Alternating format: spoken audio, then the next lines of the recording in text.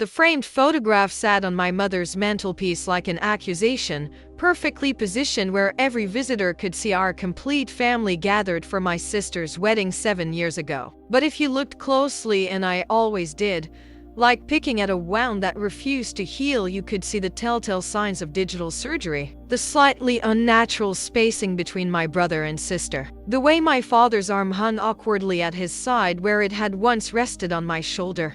They'd erased me, photoshopped me out of existence like I was a stain on their perfect image. All because I'd fallen in love with David Martinez, a man whose only crime was being born to parents who'd crossed a border in search of a better life. All because I'd chosen love over their prejudice, authenticity over their approval.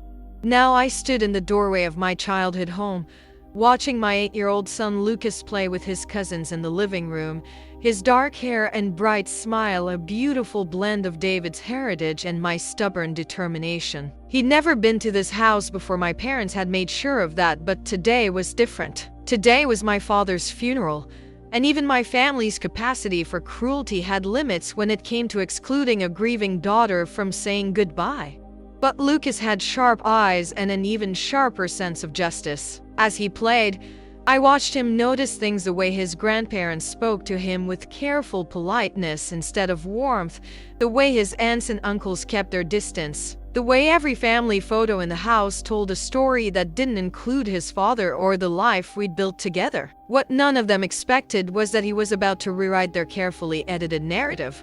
7 years ago, I thought my family's love was unconditional. I was the youngest of 3 children, the baby who could do no wrong, the daughter who'd always been celebrated for her independence and strong will. When I graduated from college with honors, when I landed my dream job as a social worker, when I bought my first apartment, my parents had been my biggest cheerleaders. Until I brought David home for Christmas dinner. The silence that fell over our dining room when I introduced him as my boyfriend was deafening. Not because David wasn't wonderful, he was a pediatric nurse, gentle and kind, with a laugh that could light up any room. Not because he wasn't respectful, he'd brought flowers for my mother and had spent an hour talking with my father about baseball. The silence was because his last name was Martinez, because his skin was a shade darker than theirs, because when he spoke about his childhood, it included stories of parents who'd worked multiple jobs to give their children opportunities they'd never had. He seems nice, my mother had said later, the word nice delivered with the kind of faint praise that damns. But honey, you have to think about your future, about the challenges you'd face, about what your children would look like, what your children would look like. As if the love David and I shared could be reduced to a genetic equation, as if the beautiful family we dreamed of building together was somehow a problem to be solved rather than a blessing to be celebrated. When I refused to break up with him, the pressure intensified. Subtle at first comments about how difficult mixed relationships could be, suggestions that I was just going through a phase, reminders about the nice boys from our neighborhood who'd always had crushes on me. But when David proposed and I said yes, the gloves came off completely. "You're throwing your life away," my father had said, his voice cold with disappointment. "You're choosing to make everything harder for yourself and your future children. Is that really what you want?" "I'm choosing love," I'd replied, the diamond on my finger catching the light like a promise. "I thought you'd understand that." But they didn't understand. And they never would. The wedding photos were the final straw. When my sister Jessica got married 6 months after my engagement, I was relegated to the back row of family pictures, positioned where I could be easily cropped out if needed. David wasn't invited at all, a space limitation. My mother had explained with the kind of apologetic smile that fools no one. But it was the formal family portrait that broke my heart completely.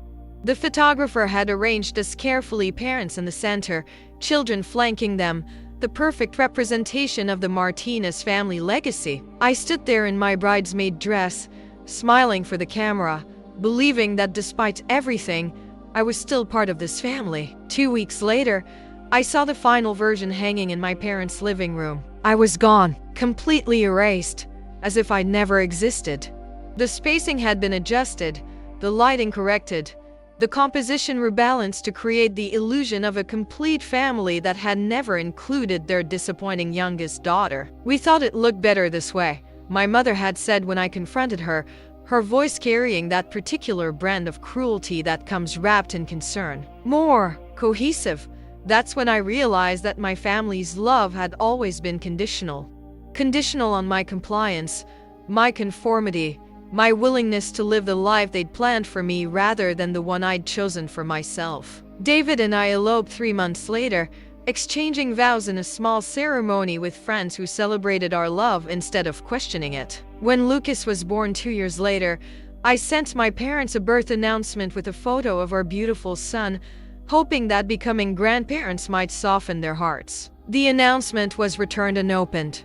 For 5 years, I built a life without them. David and I bought a house, advanced in our careers, raised our son with the kind of unconditional love I'd thought I'd grown up with. We created our own traditions, our own family photos, our own definition of what belonging looked like. But when my father had his heart attack last week, my sister Jessica called me for the first time in 7 years. "He's asking for you," she'd said, her voice thick with tears. "He wants to see you before."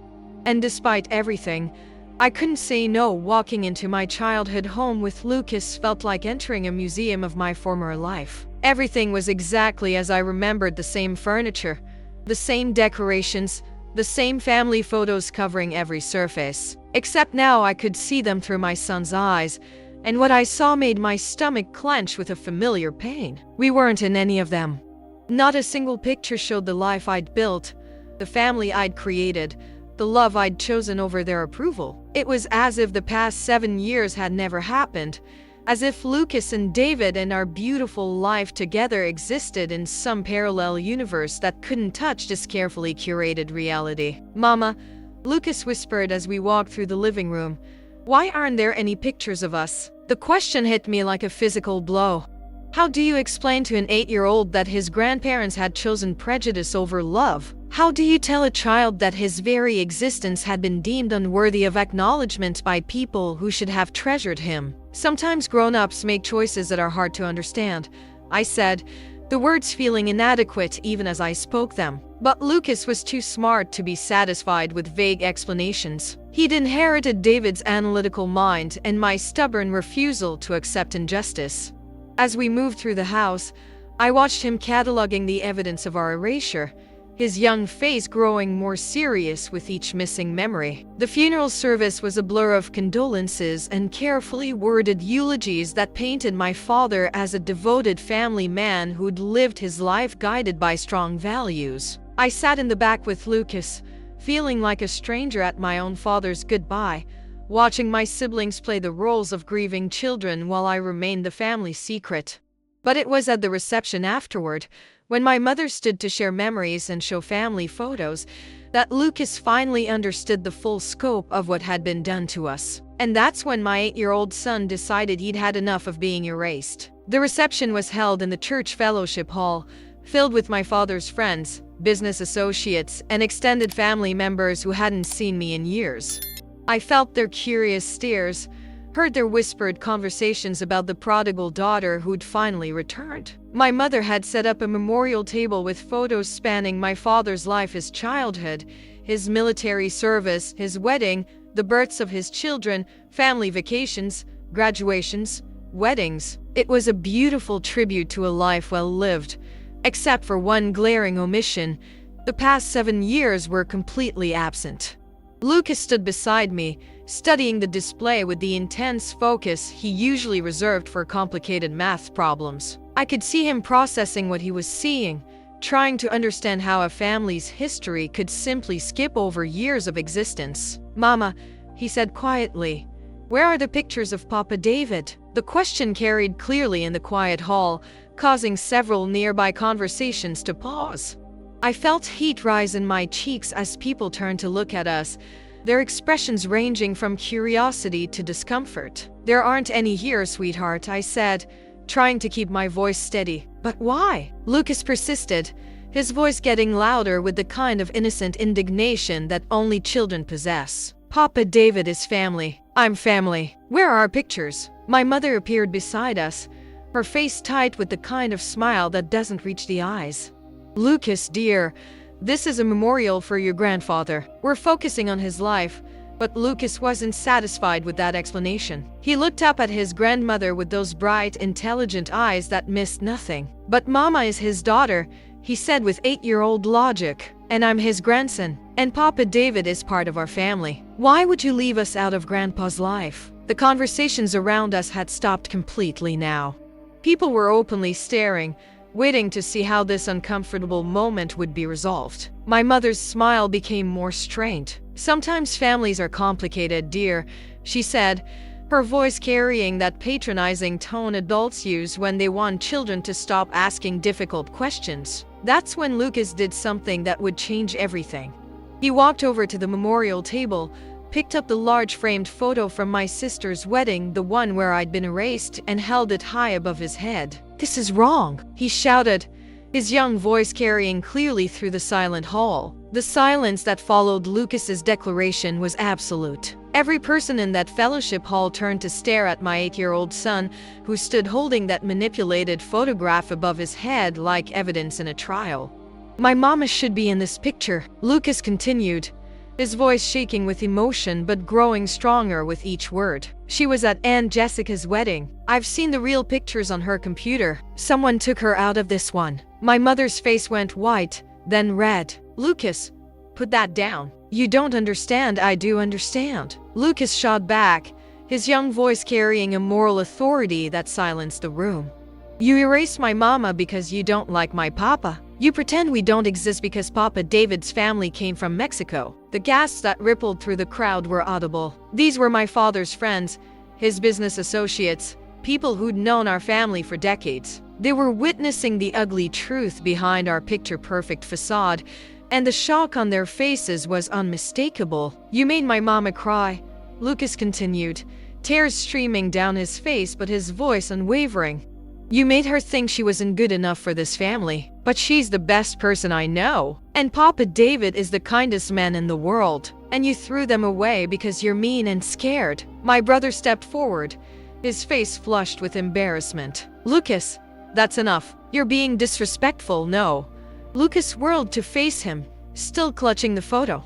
"You're being disrespectful. You're disrespecting my mama and my papa and me. You're disrespecting Grandpa's memory by pretending part of his family doesn't exist." That's when Lucas did something that took my breath away. He turned to address the entire room, this 8-year-old boy who'd inherited David's courage and my refusal to accept injustice. "My grandpa was dying in the hospital," he said, his voice carrying clearly through the stunned silence. "And you know what he told my mama when she went to see him? He said he was sorry. He said he made a mistake. He said he wished he'd gotten to know me and Papa David." The truth hit the room like a bomb. My father had asked to see me in those final days, and we'd reconciled. He'd held Lucas for the first time, tears streaming down his face as he apologized for the years he'd lost to prejudice and pride. He'd asked David for forgiveness, begged us to give him a chance to be the grandfather he should have been from the beginning. But my mother and siblings had never known about those visits, those conversations, those moments of grace that had healed wounds I'd thought were permanent. "He said he loved us," Lucas continued, his voice breaking with emotion. "He said we belonged in this family. He said the pictures were wrong and that someone should fix them." Lucas looked directly at his grandmother, holding the manipulated photo like an accusation. "He belongs with us," Lucas said, pointing to the empty space where I should have been. "Mama belongs with us. Papa David belongs with us. We're family. And families don't erase each other." And then my brave, beautiful son did something that would be talked about for years to come. He threw the photo on the floor, where the glass shattered into 1,000 pieces. "Now it's as broken as you made our family," he said. The aftermath of Lucas's truth-telling was swift and transformative. Within hours, the story had spread through our small town not as gossip, but as a reckoning. People who'd known my father, who'd respected him, began asking hard questions about how his family had treated his daughter and grandson. My mother broke down that evening, the weight of 7 years of maintaining a lie finally crushing her carefully constructed facade. Through tears, she admitted that my father had indeed asked about us in his final weeks, that he'd expressed regret about the choices they'd made. "We were so afraid of what people would think," she sobbed. "We thought we were protecting the family reputation, but we were just protecting our own prejudices, The healing didn't happen overnight. It took months of difficult conversations, family therapy sessions, and the gradual rebuilding of trust that had been shattered by years of rejection. But Lucas had opened a door that couldn't be closed again. David was invited to Thanksgiving dinner that year. My mother hung new family photos, real ones that included all of us. My siblings began the slow process of getting to know the brother-in-law and nephew they'd rejected without ever giving them a chance. But the most profound change was in how our family talked about love, acceptance, and what it really means to belong. Lucas had forced us all to confront the ugly truth about conditional love and the price of prejudice. 6 months later, I found my mother in her living room, hanging a new photo on the mantelpiece, a picture of Lucas and David building a birdhouse together, both of them laughing at some shared joke. "He has your father's hands," she said quietly, touching the frame gently. "And your stubborn streak. Thank God for that stubborn streak." Sometimes it takes the voice of a child to shatter the lies that adults tell themselves. Sometimes it takes an 8-year-old's sense of justice to remind a family what love is supposed to look like. And sometimes the bravest thing you can do is refuse to let yourself be erased. If this story moved you, if you've ever felt erased or excluded by people who should have loved you unconditionally, remember this: your worth isn't determined by other people's prejudices.